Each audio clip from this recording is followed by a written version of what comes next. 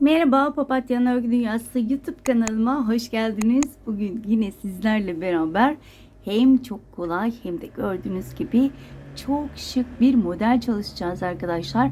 Ben şal şeklinde ördüm ama sadece şal değil, özellikle çantalar, bluzlar, yeleklerde rahatlıkla kullanabilirsiniz. İnanılmaz güzel. Ben bir yumağı bitirdim ve hala gördüğünüz gibi örmeye devam ediyorum. Hemen kullandığım ipten bahsetmek istiyorum arkadaşlar. Benim kullandığım ip Nako Vals ve kullandığım tığ numarası ise 4 milimlik tığ. Böyle salaş bir görüntü olmasını istiyorsanız benim elim bol diye 4 milimlik tığ kullanıyorum. Eğer eliniz sıkıysa 6 milimlik kullanırsanız daha böyle salaş, daha güzel duracaktır. Elinize yatkın bir tığ kullanın ve çok bol örmeye gayret gösterin arkadaşlar. Şöyle arkalı önünü göstermek istiyorum. İnanılmaz güzel bir model. Böyle baharda rahatlıkla kullanabileceğiniz şallar, yelekler yapabilirsiniz. Şöyle hemen uçlarına zincirlerden şöyle püsküller yaptım. Şöyle bunu genelde soruyorlar nasıl yapıyorsunuz diye. Zincir çekip tutturuyorum. Bu kadar, başka hiçbir şey yok arkadaşlar. O yüzden de çoğu videomda göstermedim zaten. Şimdi göstereceğim ip, şöyle hemen ipimi göstereyim. Bebe ipiyle göstereceğim. Çünkü Nako Vice'sa kafanız karışabilir. Çok renkli olduğu için tek renkli göstermek istiyorum. İsterseniz hemen bu güzel modelin yapımına geçelim arkadaşlar. Evet arkadaşlar, öncelikle zincirle başlıyorum.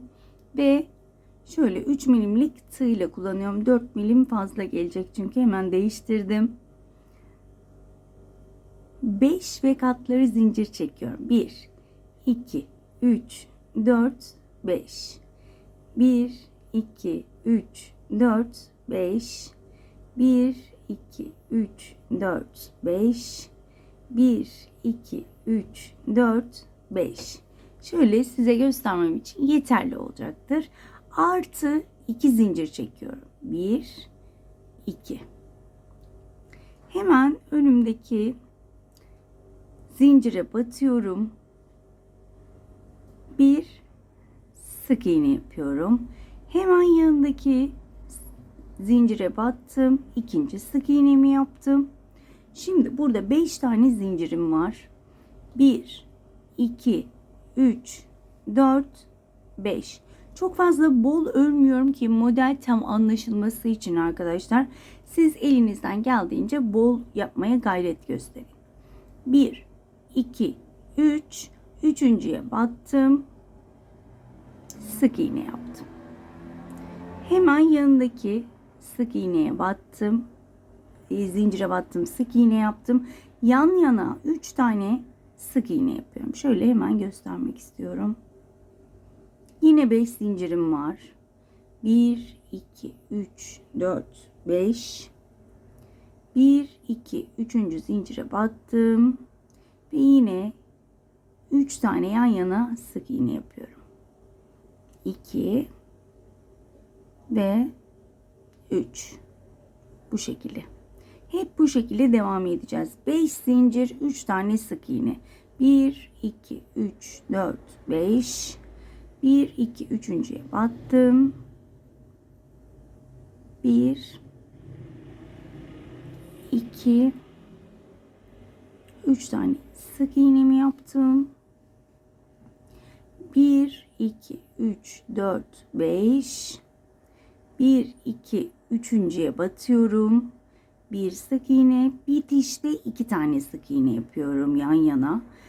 Başlangıçta şöyle göstermek istiyorum. 2 tane yapmıştık sık iğneyi.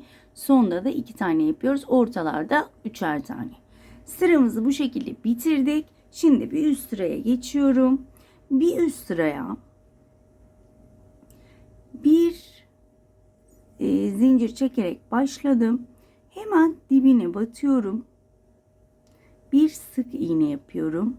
Yanındaki sık iğneye batmıyorum. Hemen kutucuğun içine, yani zincirin boşluğuna batıyorum. 5 tane sık iğne. 1, 2, 3, 4 ve 5. Bakın 3 tane sık iğneye geldim. Birinciye değil ikinciye, yani ortadaki sık iğneye battım. Bir sık iğne yaptım. Hemen yandaki kutucuğa geçtim. 5 tane sık iğne. 1 2 3 4 5 tane sık iğnemi yaptım. Birinci değil ikinci sık iğneye battım. Bir sık iğne yaptım. Bakın bu şekilde olacak. Kutucukların içine 5'er tane sık iğne. 2 3 4 ve 5. Ortadaki sık iğneye battım. Bir sık iğne yaptım ve son kutucuğun içine 1 2 3 4 ve 5. Burada bir tane sık iğne atlıyorum. En sondaki sık iğneye batıp bir tane sık iğne yaptım ve sıramı bitirdim. Bir üst sıraya geçtiğimizde modellerin üst üste gelmemesi için 1 2 3 4 5 6 zincir çektim. Hemen sayıyorum. Şuradan sayıyorum. 1 2 üçüncüye battım. Sık iğne yaptım. Bakın yanda bir kutucuğum oldu. Yan yana yine 3 tane sık iğne yapalım. İlk başlangıç 6 zincir. Diğer zincirler yine 5 tane. 1 2 3 4 5. Hemen şöyle sayıyorum. 1 2 3 dördüncüye battım. 3 tane yan yana sık iğne. 5 zincir. 1 2 3 4 5. 1 2 3 dördüncüye battım. Yan yana 3 tane sık iğne. 5 zincir. 1 2 3 4 5. 1 2 3 dördüncüye batıyorum. Yine 3 tane sık iğne. Bakın sona geldim. 2 tane sık iğnem kaldı. Burada 2 zincir çektim. Tığın başını 2 kez doluyorum ve en son sık iğneye batıp 2 2 ilmek kapatarak üçlü trabzanla bu sıramı bu şekilde bitirdim. Şöyle göstermek istiyorum. Bir zincir modeli çevirdim. Hemen dibine batıyorum. Bir sık iğne yapıyorum. 2 tane önümdeki boşluğa. 1 2. Yine birinci değil ikinci sık iğneye bir sık iğne ve yine buralar aynı şekilde ilerleyecek. Kutucukların içine 5 tane. 2 3 4 ve 5. İkinci sık iğneye batırdım. Sık iğne. 5 tane kutucuklara. Gördüğünüz gibi inanılmaz kolay arkadaşlar model. İkinci sırada eminim ki eliniz iyice alışacak. İkinci sık iğneye bir tane. Diğerlerine batmıyoruz. Ve yine kutucukların içine 2 3 4 ve 5.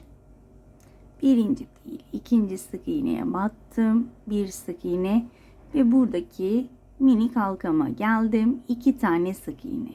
1 2 üçüncüyü de çektiğimiz zincirin şöyle tepe noktasına batıralım.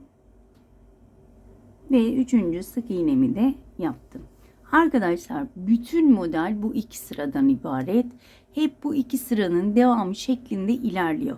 Şimdi bir üst sırada ilk sıramıza geri dönüyoruz. Bir zincir modeli çevirdim. Hemen dibine battım. Bir sık iğne, yanındakine battım. Bir sık iğne. Hatırladıysanız 2 tane sık iğne ile başlamıştık. Yine 2 tane sık iğne ile başlıyorum. 1, 2, 3, 4, 5 zincir ve tekrar sayıyorum. 1, 2, 3, dördüncüye battım. Yan yana 3 tane sık iğne. 1, 2, 3, 4, 5. 1, 2, 3, dördüncüye battım. Ve yine yan yana 3 tane sık iğne. Gördüğünüz gibi kendiliğinden model ilerliyor. Evet, 5 tane zincirimi çektim. Dördüncü sık iğneye battım. Yan yana 3 tane sık iğne şöyle göstermek istiyorum. 1, 2, 3, 4, 5. Şöyle düzeltiyorum. Yine 1, 2, 3, dördüncüye battım. Bir sık iğne. Son sık iğneye batıyorum. İkinci sık iğnemi yaparak bakın bu sıramı da bitirmiş oldum. Bir üst sırayı zaten geriye aldığınızda burada göreceksiniz ama ben yine de göstermek istiyorum. Bir zincir döndüm. Hemen dibine battım. Bir sık iğne yaptım. Şuradaki sık iğneye batmıyorum. Hemen kutucuğun içine battım. 1, 2, 3, 4 ve 5. Eğer çok hızlı ördüğümü düşünüyorsanız videoyu yavaşlatabilirsiniz. İkinci sık iğneye bir sık iğne ve kutucukların içine 5'er tane sık iğne yapıyorum. Bakar mısınız? Bebe ipiyle de şahane oldu. Koton iplerle de yapabilirsiniz. Ben yazın kotonu çok seviyorum. Beni takip edenler bilirler. Yazın koton ipler özellikle koton gold terletmiyor. O yüzden her şeyde koton kullanabilirim yazın. Bluzlerde, bebek battaniyelerinde dahi kotonu tercih ediyorum. Ben yazında battaniye örtenlerden olduğum için özellikle çocuklarımın da hep üstünü örterim. O yüzden yazın da ben battaniye kullanıyorum. Onu söyleyeyim. Evet. Bakın 5 tane sık iğnemi yaptım. Hemen önümdekini atlıyorum. İkinciye battım. Ve sık iğnemi yaptım. Modelim bu şekilde ilerliyor arkadaşlar. Gördüğünüz gibi bir 6 zincirle başlıyorum. Bir sırayı. Bir sırayı da 2 tane sık iğne ile başlıyorum. Başlangıç buradan aklınıza gelsin. Mesela eğer kafanız karışırsa bakıyoruz hemen alta sık iğneler var. Hemen burada ne yapacağız? 6 zincir çekeceğiz. 2, 3, 4, 5, 6. 6 zinciri nereye sabitliyorduk? Şöyle dipten sayıyorum kafamız karışmasın diye. 1, 2, 3.'ye. Diğerlerinde 4.'ye batıyoruz ama başlangıçta 1, 2, 3.'ye batıyoruz. Burada da kafanız karışmasın. Bu şekilde devam ediyoruz artık. Çok da videoyu uzatmak istemiyorum arkadaşlar. Gördüğünüz gibi inanılmaz kolay bir model. Zevkle öreceğinizi, keyifle öreceğinizi düşünüyorum. Ve çantalar, yelekler artık böyle fotoğraflarınızı bekliyorum. Merakla bekliyorum. Sizler çok güzel şeyler yapıyorsunuz. Hayran kalıyorum kullandığınız renklere. Diyorum ki beni aştı izleyicilerim. Hakikaten beni aştınız. İnanılmaz güzel şeyler yapıyorsunuz. Evet. Göstermesi benden, değerlendirmesi sizden diyorum. Çok da güzel değerlendiriyorsunuz. Maşallah sizlere. Evet arkadaşlar, bugünlük de bir videonun sonuna geldik. Umarım ayrıntılı bir şekilde anlatabilmişimdir. Umarım anlatımımdan memnun kalmışsınızdır. Bir dahaki modellerde görüşmek dileğiyle. Kendinize çok iyi bakın. Hoşça kalın.